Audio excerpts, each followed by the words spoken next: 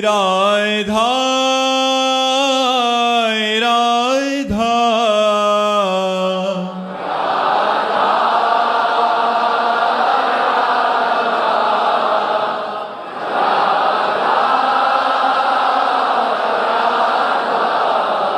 हाय राधा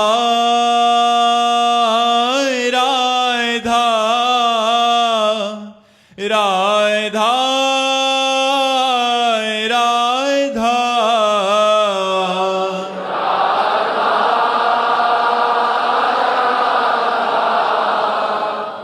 राधा राधा श्री राधा वल्लभ लाल की समस्त संत हरि भक्तन की श्री वृंदावन धाम की सतगुरुदेव भगवान की। डॉक्टर दीप शिखा शर्मा जी, राधे राधे महाराज जी। महाराज जी, साधना सफल जल्दी किस प्रकार हो सकती है और जल्दी सफलता के लिए किन किन नियमों का पालन करना आवश्यक है?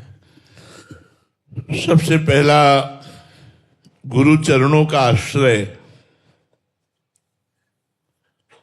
दूसरा सबसे मन को हटाकर एकमात्र परमात्मा में लगाना,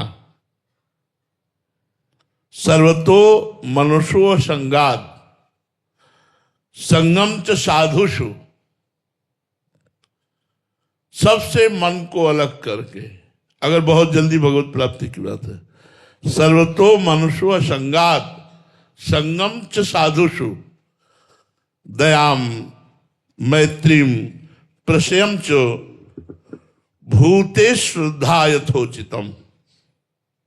सदगुरु की शरण लेकर सबसे मन को हटाकर एकमात्र साधु समागम में ही अपना समय व्यतीत करना, अर्थात शास्त्रों का स्वाध्याय, नाम जप, संतों के सत्संग को सुनना, उसके अनुसार आचरण करना, ये सब साधु समागम। निरंतर हम साधु समागम में हैं यदि हम नाम जप कर रहे हैं, शास्त्रों का स्वाध्याय कर रहे हैं, शास्त्रों की आज्ञा के अनुसार आचरण कर रहे हैं, सबसे दया का व्यवहार करें, प्रेम करें सबसे, लेकिन सब में भगवत भावना करके, माता पिता पत्नी पुत्र परिवार इन सब में मेरे भगवान विराजमान है।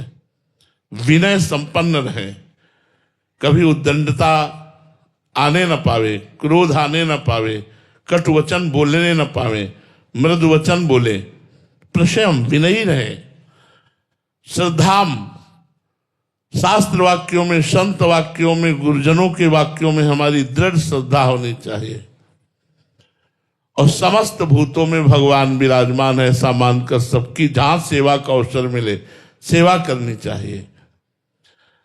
जब हम निरंतर नाम जप करते हैं, सब में भगवान को देखते हैं, किसी से वैर नहीं करते, असंग निरपेक्ष रहते हैं, तो भगवान की कृपा से, यहां भी कृपा, भगवान की कृपा से हमें ज्ञान हो जाता है कि मैं स्त्री नहीं हूं, यह स्त्री एक ढांचा है, मैं मन नहीं हूं, मन एक प्रकृति जनित रचना है, मैं स्वभाव नहीं हूं, मैं मन, स्वभाव और शरीर इन तीनों से परे भगवद अंश हूं, भगवत स्वरूप हूं।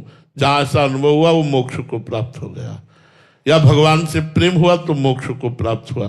तो सबसे पहले गुरु की शरण में होना, फिर मन को सबसे हटाकर परमात्मा में लगाने का अभ्यास करना, नाम जप करना, श्रद्धा पूर्वक शास्त्रों का स्वाध्याय करना, सब में भगवान को देखना, जो भी कर्म कर रहे हो भगवान के अनुकूल करें, इसी से बात बन जाएगी, इसी से भगवत प्राप्ति हो जाएगी। घनश्याम जी, राजस्थान से। गुरुदेव, आपके चरणों में कोटि कोटि नमन। गुरुदेव, आपके सत्संग में सुना है कि कृपा ही सर्वोपरि है, कृपा से सब कुछ संभव है, साधना भी कृपा से ही संभव है, जीव का उद्धार अंततः केवल कृपा पर ही आश्रित है। किंतु महाराज जी, शास्त्रों में अंगुलीमाल डाकू जैसे उदाहरण मिलते हैं जिन पर ईश्वर की अप्रत्यक्ष रूप में कृपा प्रकट हुई। तो ऐसे में मन में आता है कि क्या कृपा सर्वथा अहेतु और निरपेक्ष है, अथवा उसके पीछे भी जीव का कोई सुकृत, पूर्व जन्म का कर्म, अंतःकरण की पात्रता या कोई सूक्ष्म कारण कृपा का आधार? नहीं, भगवान को अहेतु की कृपालु कहा गया है। हेतु की कृपालु का तात्पर्य होता है कोई हेतु ना होना। वो क्यों कृपा कर रहे हैं इसका कोई कारण नहीं है। जैसे हम सबको मनुष्य जन्म मिलना, मनुष्य जन्म में भी बुद्धि प्रधान स्वस्थ शरीर, साधु समागम, वृंदावन धाम आना, संत समागम करना, भजन करना, भगवान से जुड़ना, मुझे तो सब केवल अहेतु की कृपा ही दिखाई देती है। जैसे मनुष्य शरीर मिला तो इसमें हमारे पुण्य नहीं काम किए। कबहू का करी करुणा नर देही, देत ईस बिनु हेतु सनेही। बिना हेतु प्रेम करने वाले भगवान ने मुझे मनुष्य शरीर दिया है। वो इसलिए दिया है कि हम साधन भजन करके अपना कल्याण कर लें।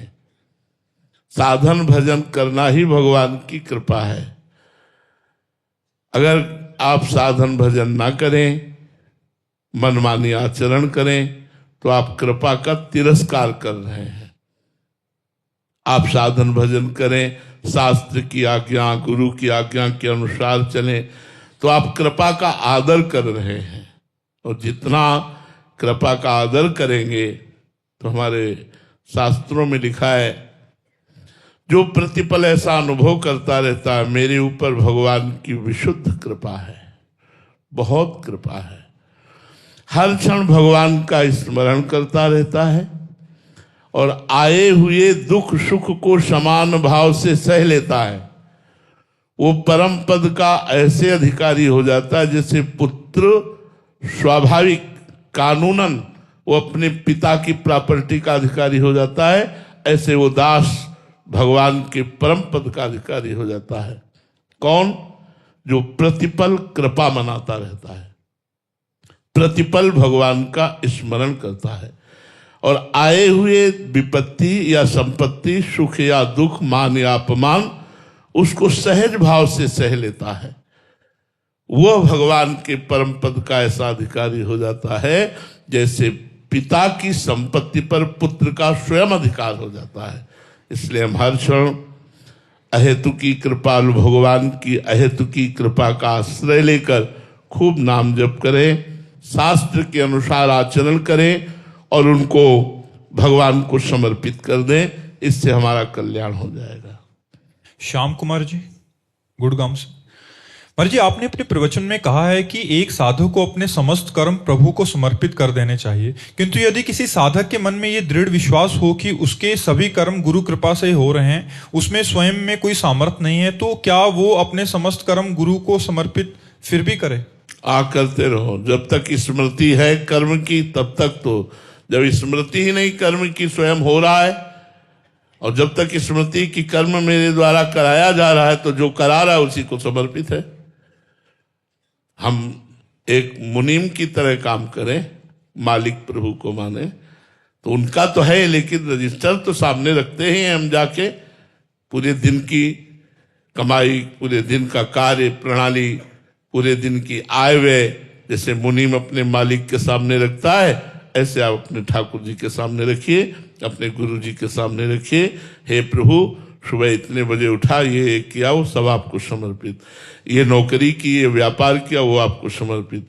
जो धन मिला वो आपको समर्पित। नाथ, आज की संपूर्ण दिनचर्या आपके सामने है। ये फिर प्रणाम करके शयन करने गए, सुबह उठे तो शयन को भी समर्पित कर दिया। फिर दिनचर्या, ऐसे समर्पण से एक दिन आप समर्पण भूल जाएंगे और स्वयं समर्पित हो जाएंगे। स्वयं समर्पित हो गए तो जैसे बिका हुआ मालिक का सर्व वैभव अपना ही मानता है। जो घर का दास होता है, जो रुपया लेने वाला दास होता है, वो बाहरी होता है। जो घर का दास होता है, घर का सदस्य जैसा वो होता है, तो मालिक की सारी संपत्ति उसी की होती है। वो ये नहीं कहेगा मेरे मालिक की है, वो कहेगा हाँ बोलिए क्या काम है, मैं हूं तो, क्योंकि वो घर का है, घर का निज जन है, घर का दास है। तो जब स्वयं समर्पित हो जाता है तो घर का दास हो जाता है, तो उससे जो क्रियाएं होती है सब भगवान के लिए स्तुता पहुंच जाती है, उनको समर्पण करने की जरूरत नहीं होती। जब तक कर्ता भाव रहता है, अहम रहता है, स्मृति कर्म की रहती है, तब तक समर्पण करते रहना चाहिए। नवीन शर्मा जी फरीदाबाद से। राधे राधे महाराज जी। गुरुदेव तुलसीदास जी महाराज जी कहते हैं कि उमा कहूं मैं अनुभव अपना, सत हरि भजन जगत सब सपना। महाराज जी स्वप्न देखने वाला कौन है, क्योंकि ईश्वर तो सदा चैतन्य स्वरूप आप स्वप्न दृष्टा आप है। आप इस स्वप्न को आप देख रहे हैं मन के नेत्रों से, मन के नेत्रों से आप देख रहे हैं, और मन इस समय मोहांध हो रहा है, मोह निद्रा में सो रहा है। अगर वो जग जाए तो जो जागृत अवस्था है तो नाना तो हट जाएगा, केवल परमात्मा दिखाई देगा। जाने सो तबहि जीव जग जागा, जब सब विषय विलास विरागा। संपूर्ण भोगों से वैराग्य हो गया, परमात्मा स्वरूप में स्थित हो गया। सर्वम खलमिदम ब्रह्मणे नानास्ति किंचन, या सीय राम में सब जग जानी, करो प्रणाम जोर जुग पानी। ये जगे हुए पुरुष का लक्षण है। आप हैं स्वप्न दृष्टा, आप जगिए, स्वप्न खत्म हो जाएगा। जागे जथा स्वप्न भ्रम जाए। ये जो मोह जनित निद्रा है, ये गुरु जगा रहे हैं, सत्संग जगा रहा है, शास्त्र जगा रहे हैं। जग जाओ। जगा संपूर्ण जगत को वासुदेव में देखता है। सोया स्त्री पुरुष, अच्छा बुरा, जड़ चैतन्य, साधु असाधु, ये सब देखता है। तो अभी स्वाप्निक दृष्टि हमारी है, अभी जागृत दृष्टि नहीं है। जो जागृत दृष्टि वो ब्रह्माकार है, जो स्वाप्निक दृष्टि है वो प्रपंचमय है। तो अभी हमारी स्वाप्निक दृष्टि प्रपंच में, वो स्वप्न दृष्टा मैं ही हूं और कोई नहीं है। जाग जाओ तो जो मैं था वही मैं है, वही मैं रहेगा, और वो मैं एक है। ब्रह्मविद ब्रह्म भवति, वो स्वयं ब्रह्म स्वरूप हो जाता है। डिविन शर्मा जी नोएडा से। गुरुदेव आपके चरणों में कोटि कोटि प्रणाम। महाराज जी मेरा प्रश्न है कि भगवान के रास्ते पर चलना इतना कठोर सा क्यों लग रहा है? कभी कभी तो बहुत सुख मिलता है, लेकिन कभी कभी बहुत कठोरता सी लगती है। ऐसा लगता है कि भजन नहीं हो पाएगा। कभी संसारिक पिक्चर देखने जाए तो मन, मतलब 3 घंटे कब निकल गए ये पता ही नहीं लगता, पर भजन में 3 घंटे निकालना महाराज जी अंदर मन तहलका मचा देता है। ऐसे में महाराज जी कोई हल है क्या? हाँ, क्यों नहीं है, हर बात का हल है। आप करना चाहो। देखो, आपके अंदर सुख बुद्धि हो गई फिल्म में, आपने पहले सुख बुद्धि की है, जबकि उसमें कहाँ सुख है, क्या सुख है? आप सब जानते हैं फिल्म झूठी होती है। एक झूठी मनगढ़ंत बात को दिखाया जाता है।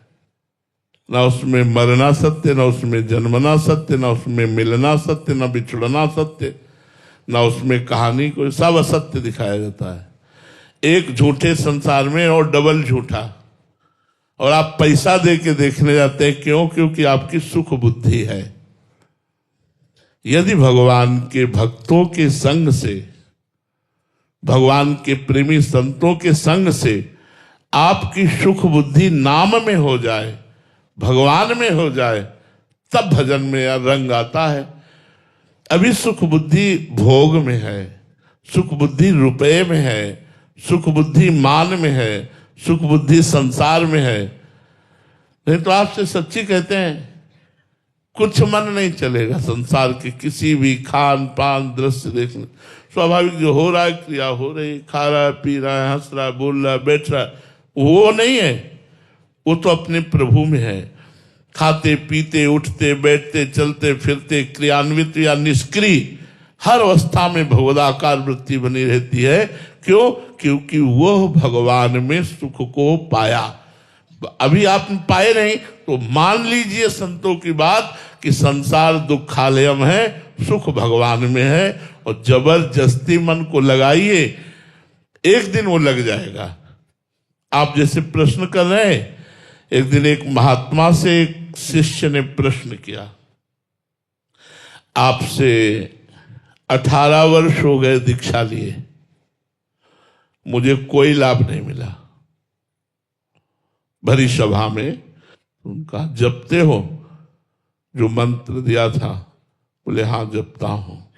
क्या? का राम राम राम, जो आपने बताया था। बोले ऐसा करो, 24 घंटे के लिए तुम्हें हमारी कसम है, 18 वर्ष से जिसने तुम्हें लाभ नहीं दिया अब इस नाम को 24 घंटे मत जपना। कल आना, तुम्हें ऐसा मंत्र देंगे जो बहुत जल्दी लाभ देगा। गुरु मानते हो? बोले हाँ। बोले हमारी कसम है 24 घंटे एक बार भी नहीं जपना।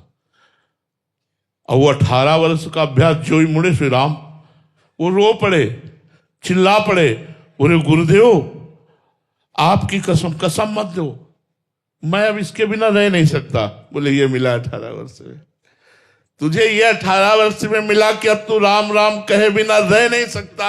ये सबसे बड़ी सिद्धि है। क्या समझता है? और भगवान नाम में प्रीति हो गई, तू मेरी कसम को भी तोड़ करके नाम जपने में उतारू हो गया। इसका मतलब नाम तेरे जिह्वा पर विराजमान हो गया। अब तुझे परम पद मिलेगा, अब तुझे सुख मिलेगा। ये धैर्य पूर्वक चलना है। हमें जबरदस्ती मन, जैसे आपसे कहते हो कि मन बहुत तूफान मचा देता है, आज से आपसे कहूं कि 5 दिन आप कोई नाम जप नहीं करोगे, राधा हरिवंश राम कृष्ण हरि कुछ नहीं, क्या आप ऐसा कर सकते हो? आप ऐसा नहीं कर पाओगे। आप रो पड़ोगे कि माना कि 24 घंटे भजन नहीं होता, लेकिन जितनी देर होता है उसको हम छोड़ नहीं सकते। वो जबर 5 मिनट लगता है, लेकिन मैं 5 मिनट नहीं छोड़ सकता। मतलब मिला ना, कहीं ना कहीं आसक्ति हो रही है, कहीं ना कहीं मन भजन में लग रहा है। हाँ, 24 घंटे लगने के लिए यदि आप अभ्यास बढ़ाते चले जाओगे तो यही भजन आपका 24 घंटे ऐसे हो जाएगा कि आप छोड़ नहीं पाओगे। बार बार आपको स्मृति आएगी भगवान की, भले प्रपंच में हो भले कार्य में हो, भगवान की स्मृति आई, बस सब बात बन गई। यस्य स्मरण मात्रेण जन्म संसार बंधनात् विमुच्यते नमस्तस्मै विष्णुवे प्रभु विष्णुवे। जिन भगवान का स्मरण मात्र जन्म संसार के बंधन को नष्ट कर देता है, आवागमन को नष्ट कर देता है, उनकी स्मृति आ गई, अब इससे बढ़कर क्या है? इसलिए डरो मत, उदास मत हो। कभी कभी मन भोगों की तरफ बहुत चलता है, कभी भजन में बहुत लगता है, तो अभ्यास करो भजन का, भोगों को धीरे धीरे छोड़ो तो मन एक दिन भजन में रम जाएगा। और जब भजन का स्वाद मिलेगा तो छोड़ेंगे नहीं आप। कसम देने पर भी आप नहीं छोड़ पाए। देखो 5 वर्ष के बालक प्रहलाद जी को कितना नशा चढ़ा भगवान नाम का, कि हिरण्यकश्यप ने क्या क्या कष्ट नहीं दिया, पर क्या 5 वर्ष के प्रहलाद ने भगवान का भजन छोड़ा? क्या नहीं, हर समय भगवान का भजन, हरि हरि हरि हरि। कुछ नहीं कर पाया हिरण्यकश्यप, डर गया कि ये मरेगा कैसे। त्रिभुवनपति सब शक्तियों का प्रयोग कर लिया, लेकिन हरिनाम उच्चारण करने वाले 5 वर्ष के बालक से भयभीत हो गया त्रिभुवनपति। आखिरकार भगवान ने वो रूप धारण किया जो कभी किसी ने सोचा भी नहीं था, ऋषि मुनियों ने भी नहीं सोचा था। नरसिंह रूप धारण किया और उठाकर सभा में पटक दिया और फाड़ के फेंक दिया हिरण्यकश्यप को। तो हम उन्हीं भगवान की शरण में हैं। हमें बार बार अपने मन को भगवान में लगाना चाहिए, उबना नहीं चाहिए। महाराज जी, आपने तो जीवन भर भजन का अभ्यास किया है। जैसे इन्होंने लिखा है कि 3 घंटे भजन में मन नहीं लगता, बट पिक्चर देखने पे आपको महाराज जी जबरदस्ती पिक्चर देखने बैठा दिया जाए तो आपके मन में महाराज जी क्या चलेगा? मंत्र चलेगा। हम पिक्चर में तो बैठे हैं, और कहाँ बैठे हैं? इसे एक पिक्चर हाल समझ लो। अब ये चल रहा है, अब ये चल रहा है तो हम क्या इसी में है क्या? नहीं, हमारी एक और चल रही सोच। जैसे आप सुन रहे हो तो अंदर कुछ और चल रहा है, देख लो, आप अभी देख लो। ऐसे ही हम आपसे बात कर रहे हैं, आपसे चर्चा कर रहे हैं, लेकिन हमारे अंदर जो चल रहा है, हमारी जैसे धड़कन नहीं रोक सकते, ऐसे हमारे भजन को नहीं रोक सकते। तो चाहे पिक्चर दिखाओ, चाहे जहां बैठा लो, हमारी सोच तो वही रहेगी ना। हमारी सोच को कौन बदल सकता है? जो 40-45 वर्ष से सोच रही है, चाहे हम कुछ पा रहे हो, खेल रहे हो, बात कर रहे हो, लेकिन वो अंदर चलेगा। जैसे श्वास चल रही है तो इसे रोका नहीं जा सकता, रोकोगे तो मर जाओगे। ऐसे तद विस्मरण परम व्याकुलते थी, भगवान का स्मरण नहीं छोड़ा जा सकता। अभ्यास पुष्ट हो जाने पर अब हम भजन नहीं करते। फिर राधा राधा राधा भूल गए, ऐसा जैसे श्वास चल रही हो, चल रहा है। अब हम केवल सुन रहे हैं, देख रहे हैं, स्वाद ले रहे हैं, कर नहीं रहे। करता गया, करता मरा। अब हो रहा है, बैठे बैठे रिमोट से वो जैसे चलाया जाता है ना, चैनल बदला जाता है, ऐसे हमारे हृदय के चैनल बदलते रहते हैं, लेकिन बदलने वाला कोई और है। मैं उत्तर दे नहीं रहा, देने वाला कोई और है। बस इतना समझ लो। अभ्यास का ये फल प्राप्त हुआ, भगवान की शरण का ये फल प्राप्त हुआ। खेलते हुए, हंसते हुए, बात करते हुए सब देखा। हमें सबसे बड़ा विक्षेप पड़ता था जब साउंड बजता है। तो जैसे हम गंगा किनारे रहे 20 वर्ष, तो कहीं ब्याह हो रहा है, कहीं कुछ हो रहा है, तो जब साउंड आता तो हमारा मन हमको जलाने लगता, क्योंकि वो मंत्राकार वृत्ति सुनने में परेशानी होती है ना। वो गाने बज रहे हैं, वो ये तो बहुत बड़ी कमजोरी है। संसार में तो सब होगा, हमारा मन हमको बार बार इसमें विक्षेप पहुंचाएगा। तो जहां साउंड बजता वहां घंटे 2 घंटे हम खड़े होते और खड़े होके मंत्र अभ्यास करते। अब ऐसी बात है कि तुम साउंड नहीं, साउंड के ऊपर साउंड और जोर से लगा दो तो हमारे मंत्र में कोई विक्षेप नहीं पहुंचेगा, वो अपनी चाल चलता रहेगा। अभ्यास योग युक्ते चेतसा नान्यगामिना, अभ्यास कर लिया जाए तो सब हो सकता है। सोते करवट बदली, चेतना जागृत हुई, चल रहा है। उठ के बैठ गए, चल रहा है। प्रसाद पा रहे हैं, चल रहा है। शौच में बैठे हैं, मंत्र नहीं, नाम चल रहा है। 1 मिनट भी खाली, अब उसने पकड़ लिया है, उस नाम ने पकड़ लिया है। हम नाम ने जप नहीं करते, नाम ने हमें पकड़ लिया। तो ये बात समझनी होगी कि अभ्यास करते जाओ, कुछ समय बाद ये भजन तुमको पकड़ लेगा। महाराज जी, जैसे हम साधक हैं, किसी के संग का प्रभाव पड़ता है, जैसे पिक्चर ही देख लिया तो उसका चिंतन अगले 5-10 घंटे तक रहेगा। महाराज जी, आपका चिंतन उस समय क्या रहेगा और उसके बाद क्या आप उसको अंदर से कटिंग हो जाएगा या आएगा ही नहीं वैसा? देखो, पहली बात तो है कि हमारी दृष्टि रहेगी कि ये झूठा है। दूसरी बात यह है कि हमारे सामने प्रपंच रखा गया भगवान विस्मरण के लिए, तो हमारी आंख खुली रहेगी, लेकिन अंतर में हमारा भगवत चिंतन चलेगा। तो वो सब हो गया और एक भी अंक नहीं हमारे दिमाग में अंकित हो पाया, तो हमारे चिंतन में जो उस समय देखने पे चल रहा था वही देखने के बाद भी चलेगा। उसमें कोई मनोरंजन नहीं हो सकता, अब कोई मनोरंजन नहीं हो सकता। महाराज जी, इतने सारे जनों से मिलते हैं आप, तुम आपके चिंतन में ही नहीं है। एक व्यक्ति नहीं, एक व्यक्ति नहीं कि हम एकांत में बैठे जा करके कि अमुक प्रश्न करता, अमुक, ये दृष्टि केवल ऐसे चल रही, हम देख किसी को नहीं, हम अपने भगवान को देख रहे हैं। भगवान के सिवा हम किसी को नहीं देख रहे। हमारा प्रभु विराजमान इन सब रूपों में है, इसलिए इन रूपों का महत्व नहीं, भगवान का महत्व है। नहीं तो दिन भर हम इसी में पड़े रहे, फिर तो इतने रूप देखते हैं, इतने लोगों से बातचीत करते हैं। हम सिर्फ श्री जी को जानते हैं, प्रभु को जानते हैं, उन्हीं के नाते से आपको जानते हैं। इस आपके हृदय रूपी मंदिर में मेरे प्रभु विराजमान, इसलिए प्यार करते हैं। हमारा किसी से प्यार नहीं, हमारा सबसे प्यार। समझ पाओ तो समझ जाओ, हमारा किसी से प्यार नहीं, हमारा सबसे वास्तविक प्यार, ड्रामा नहीं, वास्तविक प्यार। और वास्तविक बात है कि हमारा किसी से प्यार नहीं, और वास्तविक बात है कि हम सबको बहुत प्यार करते हैं। आप समझ पाओ तो समझ पाओ। कभी कोई बहुत गूढ़ बात कह दे, हाँ, बिल्कुल सत्य समझो। हम वृंदावन में बैठ के कह रहे हैं, वास्तविक समझो कि हम सबको बहुत प्यार करते हैं, लेकिन हम किसी को प्यार नहीं करते। हम अपने प्रभु सब में विराजमान हैं, इसलिए सबको प्यार करते हैं। इन नानात्व रूपों को प्यार नहीं करते। स्त्री पुरुष, जड़ चैतन्य, पापी पुण्यात्मा, पदाधिकारी, साधारण, हमारी दृष्टि में सब एक है। हमारी दृष्टि में व्यवहार में भेद हो सकता है कि कोई बुजुर्ग आए, कोई संत आए, हम उठकर खड़े हो रहे हैं, उनके चरण छू रहे हैं, उनको बैठा लें। साधारण आए, उनको ऐसे बैठा लें, लेकिन साधारण और असाधारण दोनों में एक ही परमात्मा, इसमें कोई संशय नहीं। इसलिए हमारी दृष्टि में ये रूप नहीं आते, हमारे प्रभु का ही विलास रहता है, प्रभु का ही भाव रहता है। महाराज जी अभी आपकी साधना अगर देखी जाए तो महाराज जी 40-45 साल हो गए हैं इसी मार्ग पे लगे हुए, तो क्या इस स्थिति का आपने अभ्यास किया या अपने आप भगवान की कृपा से? हाँ, वैसे हम एक शब्द में कह सकते हैं कृपा से है, पर कृपा से अभ्यास कराया गया, कृपा से साधन में लगाया गया, तभी बात बनती है। ऐसे निरंतर नहीं चलने लगेगा। जब देवर्षि नारद जी ने वाल्मीकि जी को उपदेश किया तो उन्होंने उस उपदेश को अपने आचरण में उतारा और जैसा आदेश किया वैसा निरंतर करते रहे। तो सिद्ध महापुरुष होकर भगवान के पावन चरित्र की रचना करने वाले महापुरुष हैं।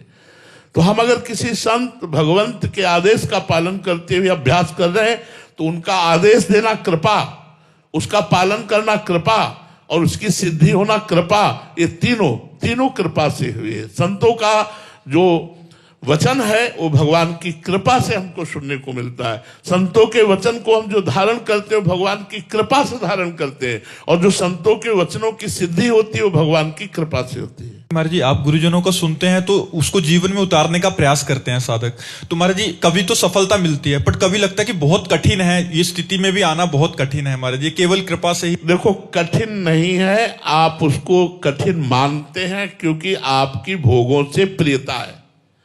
भोग प्रिय लगते इसलिए लगता है ये कठिन है छोड़ना। लेकिन यदि आप नहीं छोड़ सकते हो तो हम छोड़ने पर जोर नहीं देते। कभी हम किसी को ये नहीं कहते कि आप छोड़कर हमारे पास आइए। हम कहते हैं यदि आप छोड़ नहीं सकते तो थोड़ा और जोड़ लीजिए। मान लो आप गंदे आचरण नहीं छोड़ सकते, ठीक है, हमसे दोस्ती कर लो, राधा नाम और जपने लगो, और राधा राधा राधा राधा। यदि तुम्हारा जीवन महात्मा का जीवन ना हो जाए तो मुझे बता देना। तुम छोड़ने में असमर्थ हो तो ये नाम तुम्हें सर्वोपरि बना न दे तो हमें बता देना। तुम जो हो, जहां हो, जैसे हो, भगवान नाम शुरू कर दो जपना। वो तुम्हारे जीवन का परिवर्तन न कर दे तो बताना। एक दिन तुम ही फेंक दोगे कि आज के बाद मैं कसम खाता हूं ये नशा नहीं करूंगा। हमने कई अनुभव ऐसे किए हैं। यार, संग से क्या नहीं हो सकता। हम कह रहे हैं आप पहले जुड़ो, छोड़ने की हिम्मत नहीं तो पहले जुड़ो और भगवान नाम एकत्रित करो। अगर वो आपको महात्मा न बना दे तो कहना अचूक औषधि, सब नशा छुड़वा देगा, सब गंदी बातें छुड़वा देगा। जासु नाम भव भेषज हरन घोर त्रिशूल। तुम नाम जप करो, जैसी भी स्थिति में नाम जप करो, तुम्हारा मंगल हो जाएगा, तुम्हारा कल्याण हो जाएगा। छोड़ के नाम जप करो, बड़ा कठिन। नाम जप के छोड़ो, बड़ा सरल। नाम पकड़ लो, आप नाम पकड़ लो। भगवान का नाम लोगे, भगवान के मार्ग में चलोगे तो गंदी बातें रह कैसे जाएंगी, वो धीरे धीरे छूट जाएंगी। कोई डरो मत, ये व्यसन, ये गंदी बातें एक दिन नष्ट हो जाएंगी। आप केवल जबरदस्ती नाम उच्चारण करते रहो। नाम जप करते हुए सब सिद्धि प्राप्त हो जाएगी।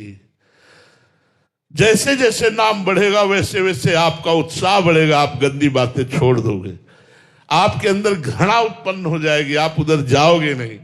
कितने ऐसे शराबी भाई हमें मिले हैं यही वृंदावन में एकांतिक में, जिन्होंने कहा 40 वर्ष से लगातार शराब पी रहा हूं, नशा केंद्र मुक्त केंद्रों में भी गया लेकिन सफल नहीं हो पाया, और जब से आपका सत्संग सुना एक बूंद नहीं पिया, छोड़ दिया। सत्संग से क्या नहीं हो सकता। देखो, तेल लीटरों में बिकता है, तिली का तेल लीटरों में, और जब उसका संयोग इत्र से हो जाता है तो ग्रामों में बिकता है। बोले 10 ग्राम, बोले 500 रुपया। क्यों? इत्र से संयोग हो गया, इत्र में मिला दिया गया तिल का तेल, तो ग्रामों में बिकता है और ऐसे लीटरों में अलग से बिकता है। अगर हम संत से जुड़ गए, भगवान नाम से जुड़ गए, भगवान की लीला कथा सुनने लगे तो हमारा काम बन जाएगा, पक्का बन जाएगा। आप निश्चित भगवत कृपा पात्र बन जाएंगे, विश्वास करके देख लीजिए। कोई चले तो, इसलिए घबराओ मत, खूब नाम जप करो। महाराज जी कोई बोल रहे हैं कि राधा नाम पुराने प्रारब्ध में लिखे कष्ट एवं घृणित कार्य जो मेरे से हुए हैं वो मुक्त मिल जाएगी, उससे नष्ट कर देगा, कर देगा। आप चिंता मत करो। नाम संकीर्तनम यस्य सर्व पाप प्रणाशनम। सर्व सर्व शब्द लिखा है, पीछे, अभी और आगे भी जो होंगे। नाम संकीर्तनम यस्य सर्व, सर्व में वर्तमान, भूत और भविष्य तीनों। नाम संकीर्तनम यस्य सर्व पाप प्रणाशनम, सब पापों को नष्ट कर देगा। आप जपो, आप करो, खूब नाम जप करो।